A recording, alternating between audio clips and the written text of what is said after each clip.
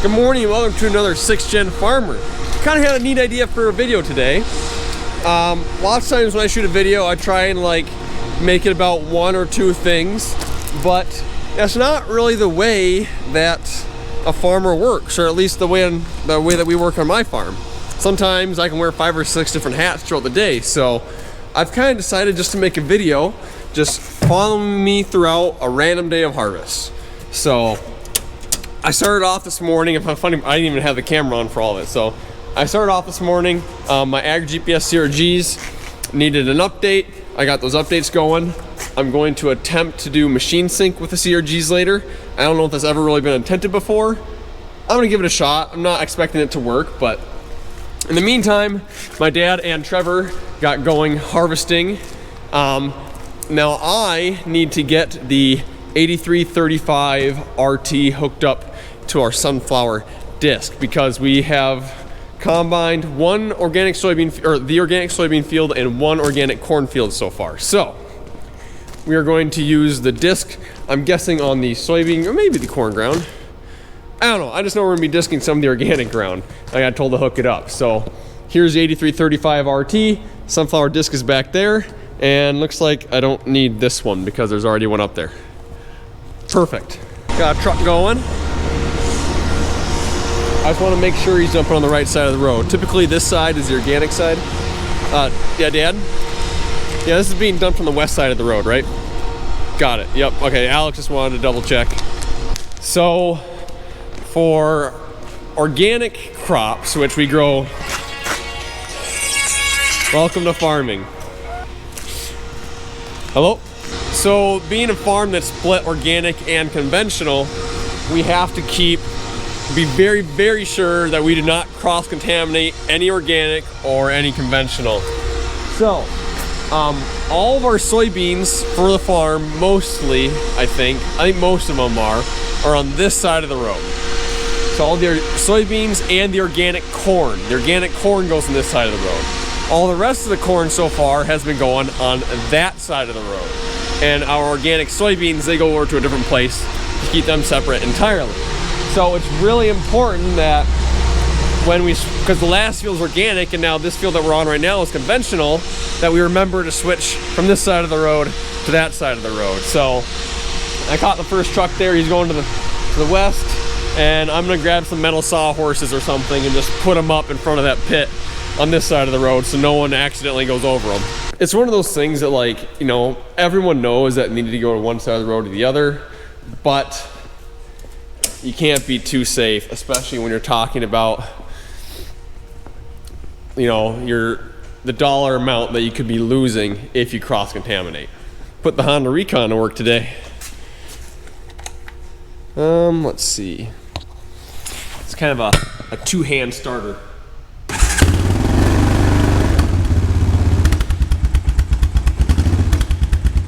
There we go. Just needs a little bit of throttle when you first start it, and then it runs fine. We're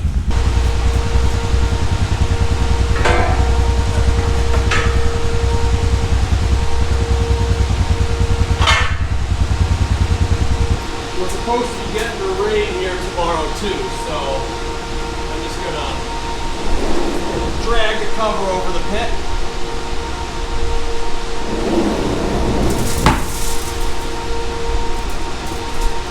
Water from getting in there.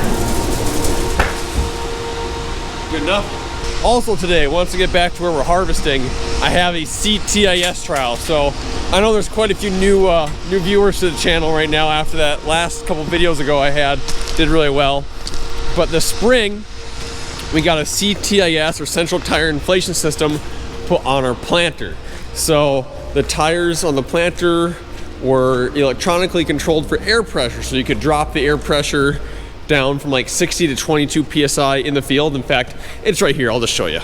So our planter has these tubes that run to a central hub, and then you can inflate and deflate these tires on the rear of the planter with controls in the cab. It's all connected to the air compressor back here. The theory is that you drop the air pressure way down to 22 psi in these tires, and it lengthens out that footprint a lot, and it reduces compaction. And we've gone out and we did a root dig, and then we did a kind of like a yield check. I'll leave those videos both down in the description. I'm sure there's one popping up on the screen here somewhere. But we are going to be combining one of those trials today to see if it actually did anything. Now, it's kind of like a maze up here, trying to get through. The root digs and the yield check both showed a difference. And which is kind of surprising to me, because if there was a year to not see a difference in this trial, it's this year, because it's been pretty dry. We had a couple good rains in the middle of the year, but it was very dry when we planted, and typically when it's dry, compaction is not an issue. But the root digs and the yield check kind of showed otherwise, so I'll be curious to see if there's much of a difference or not, because like I said, if there's a year for there not to be a difference, it's this year. Now, if we planted in the mud, I would expect to see quite a big difference, but it'll be fun to see. In the meantime, 8335 disc. Check the oil quick. Engines are expensive. Checking oil is quick. We're good. And of course, the disc is nowhere to be found. Hello? Maybe it's in the shed over at the farm. Okay. I don't remember where I hooked it. Well, it's over at the other place. He thinks. He doesn't remember where he unhooked it. Found it. It's, well, that's gonna be an issue. And we'll have to see if this little baby starts. It might. You might be surprised.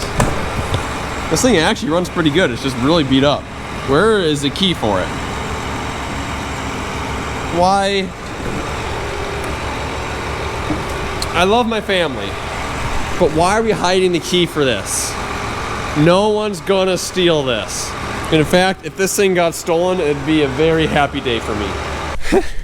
Well, the key is on my grandpa's key ring. So I'm gonna see if the tractor key works. If it doesn't, I gotta drag this thing out of here, because I'm not gonna spend an hour looking for getting the, well, grab a chain. Well, I went and found the smallest chain I can, which is massive.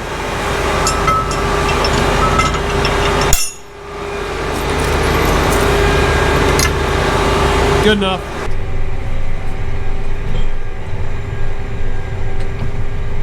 Oh, come on, come this way, come this direction. Okay, we're good. See, this is the kind of stuff that happens to me on a normal basis that I usually don't get on film. Maybe I should. This is kind of entertaining.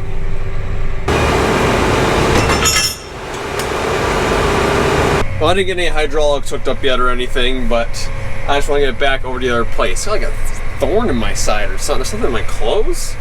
It's poking me. Well, my dad just texted me. He said if all the tires are inflated and everything looks good, just take it right out to the field. So I'm going to make a nice road stop here. All the mainframe tires look to be inflated. I'm going to hook the hydraulics up, back up to the intersection, put it down, make sure everything looks good, and take it to the field. Okay, why does a disc have so many hydraulics? Do these go together? Maybe?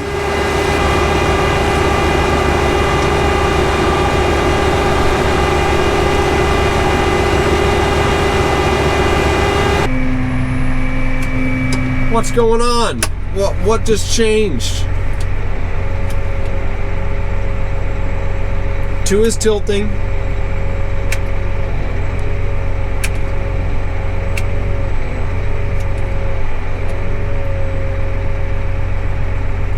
Why is 1 of 3 and 1 of 1 lowering? Okay, I got something messed up. Ah, there we go. I had 2 hydraulic hoses mixed up. Well, from here it looks like all the tires are pumped up. Worst case scenario, I guess, we do have a tool truck pretty close to the field where I'm going, so we can fill them up with that if we have to. get out of the intersection, start heading to the field. So shocker, my GoPro died on the way over, so for a little bit here I'm gonna be on phone mode. But a while back I had that Amazone 3-point spreader and we spread cover crops on our organic pea ground. Now it's been growing for a while, and guys, check out the job it did. Absolutely gorgeous. You can see some lines in it because we came back and we drug it. So like these lines are from the drag. A spreader would not make lines like that. And here too. But yeah, I would say that it did a pretty good job. This is a very consistent field of green. Still in phone mode. This thing's dead. Well, in the past 10 minutes I haven't been filming. A wing like clean broke off our Case IH A75 Ripper. We've been having a ton of wing issues, but Chris says it looks like something was hit. I don't know. I wasn't there. And now I gotta drive a truck back to the shop. So I hauled a load of corn to our grain setup. Now I'm back in the grain car for a little bit. Our new guy, Trevor, he has to go load some pigs, so he hopped out for a few minutes. I'm gonna hop in. And while I'm in here, hopefully we do the trial. And I'm also gonna test out Machine Sync. Now, I don't know if I got it set up right or not. I maybe do. The thing is that he has no idea what to do in the cab. I've never actually used it before, so whether I have it set up correctly or not is its own question. But we'll see if when I get to the combine if it lets me do the thing or not. So I got an extra CRG on the roof of the grain cart here now, and I got a CRG on the combine. If this does work, I'm going to try putting a 3000 on the roof of this and see if it'll share a signal from a CRG to a 3000. I am 99% sure it won't, but if I'm here and I have the time, might as well play with it, right?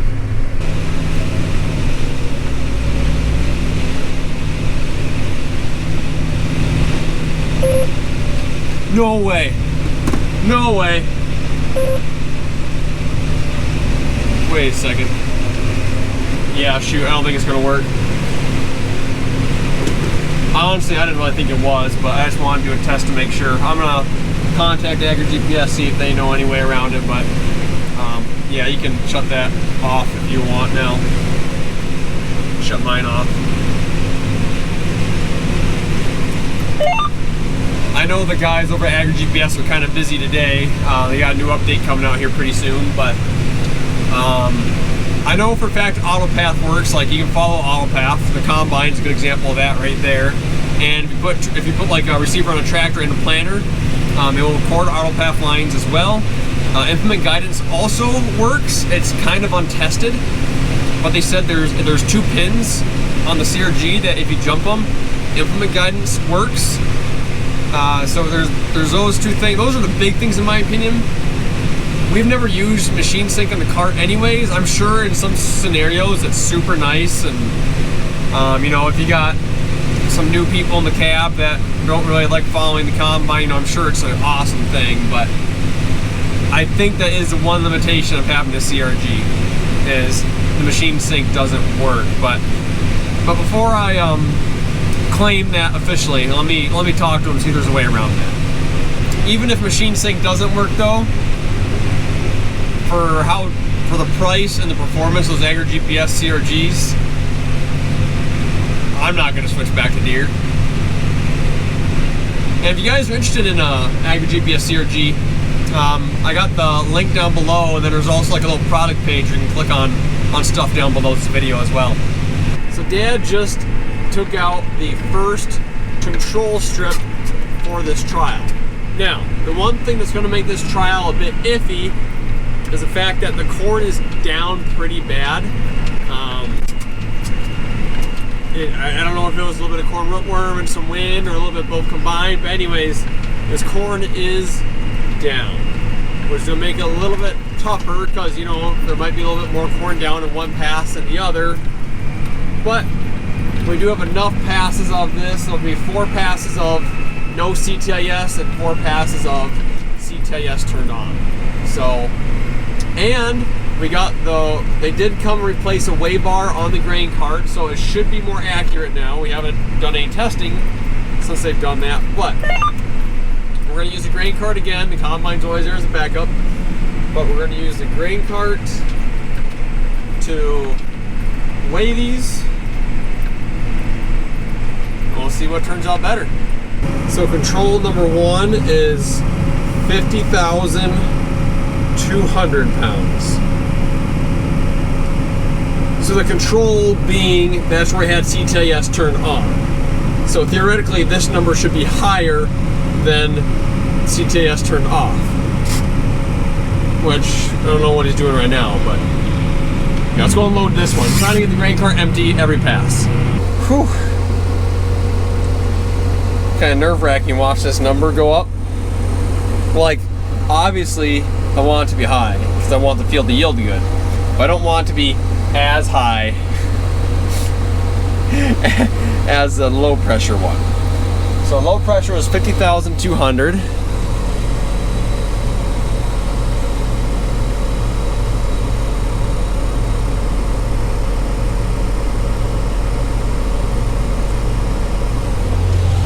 No way. Over 1,000 pound difference in 3.23 acres.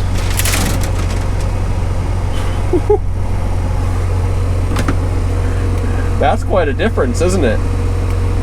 Not only was the high pressure area lighter, it was also wetter.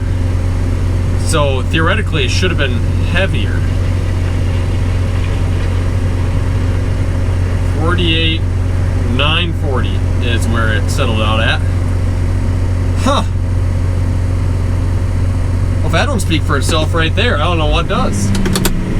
So Dad is currently picking the last section of the control or low pressure, and it's pretty flat. Now, he said that the 2 test areas, or the high pressure, was definitely flatter than the first control, but the last control is flatter than both of them. So I think if I add all the numbers together and average it out, it'll give us a pretty good idea. Now just know that because of the wind and stuff, this is not a perfect trial. It's extremely, extremely hard to get a perfect trial. In fact, technically a perfect trial doesn't exist because soil types could vary from one road to the next, or previous year's applications or tire tracks or whatever. But I tried as hard as I could to get the best results we could, and I think if we average it out, I think it'll still be good, but not perfect. Okay, so. You want to call Christian? I specifically said I didn't want to do it today, but because he's working on that ripper. I do have new pins for it, if he needs a new hinge pin. Yeah, I'll let him know. Anyways, it should have grooves cut in it first. I don't know. I'm not real happy. I don't know what this is going to look like. our ripper's kind of a disaster. Anyways, depending on what this one weighs, this control pass will be the worst, or this control round will be the worst round, I'm guessing, but we'll see what happens when we average it out. So even though we had a lot of down corn and definitely wasn't a perfect trial, the low pressure over about, let's see if you're to add that together, over 6.46 acres. The low pressure did 660 pounds better or heavier than the high pressure did. So hopefully the other field doesn't have any down corn or anything, and it's a better test, but I take what I can get, and that's how it did. So low pressure is better. So now let's do this. 660. It was 660, right? Yes. 660 divided by 56 is 11.8-ish bushels over 6 acres. Divided by 6.46. So about 2 bushel per acre difference on a dry year with flat corn. And that's not taking into account either that the one pass of the one pass of high pressure had a higher moisture. So that would affect into it too a little bit. Well, it's been a few hours, still going. I kind of thought I was gonna get out of the grain cart at some point today to go back and disc, but our new guy Trevor got done doing the hog chores and he went disking, so I gotta stay in the grain cart for the night. We have a big rain coming up here tomorrow. We're talking like up to 3 inches, so we're trying to finish this field before that happens. I don't know if I think we'll get it done. We're getting pretty close. So we have Trevor and Levi. Okay, there are 2 new guys. I don't think either of them have been on camera yet. But Levi always drives the old 98, and he has the beacon on. We've had this truck for like 10 years. I never even knew the beacon worked, but he figured out how to run it. Every time he pulls in, woo, woo, woo, woo, woo. So now we have fun. We flash our beacons at each other and flash lights and honk horns whenever we show up. It's a pretty good time.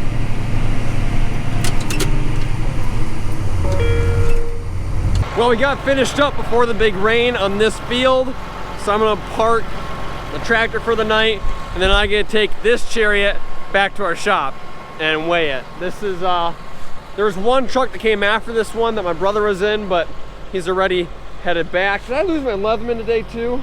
I lost my Leatherman and my flashlight today. I'm gonna be lost. But anyways, yeah, get back to the shop, weigh this truck, put inside for the night because we don't have room in our overhead bin that we're running the dryers out of for tonight, but we will in the morning. I love the way these semis look at night with the lights lit up on the side of the trailer. I don't like too many lights, like this amount of lights. Good number of lights. Also, these lights, like if there's a single light that goes out, the DOT can fine you for it, so less lights is better. Well, I was planning on filming me driving home, but apparently none of the cab lights work in this truck, so I guess we're not gonna do that. Well, now that I got the truck back in the shed, it's time for me to go disking now. Well, I didn't realize it's already 1 o'clock in the morning. I thought it was like 10 or 11. Not the case. Oh my gosh, this is, how many feet is this wide? 23. 23 feet at a time, 7 miles per hour. I mean, that's not bad, but it's gonna be a long night, boys. Long night. Well, I've been doing this for a little over an hour and I keep falling asleep during each pass. So I don't even trust myself driving home right now. I'm just gonna take a nap in my pickup and then go home. This is the 2nd or 3rd night I haven't really gotten any sleep, and tonight I can't do it. Thank you guys for watching. See you next one.